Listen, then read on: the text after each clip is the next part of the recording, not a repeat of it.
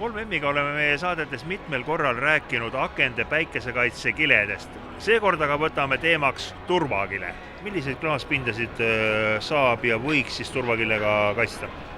Turvakilet võib panna praktiliselt igale poole, kus klaas või klaasi purunemine võib inimesele või inimestele ohtlikuks saada.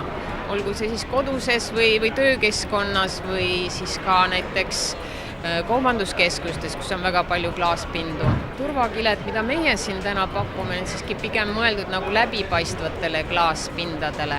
Ehk siis, kui on oht, et võib näiteks vandaal tungida sisse või murdvaras. Kaitseb see siis selle eest ka, et sealt nagu praktiliselt läbi tungida isegi mingi kangi või kurikaga ei ole võimalik? Jah, seda küsitakse alati.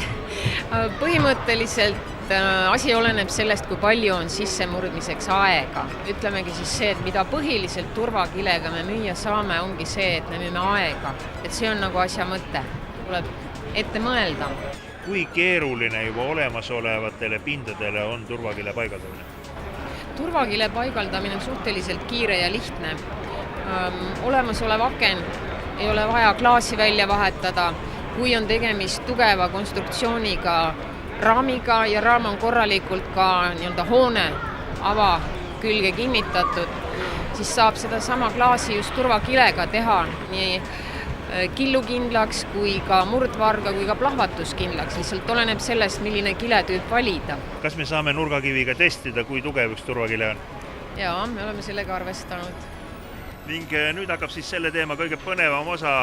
Mulle on antud luba kehastuda vandaaliks ja testida, kuidas turvakile kaitseb aknaklaasi.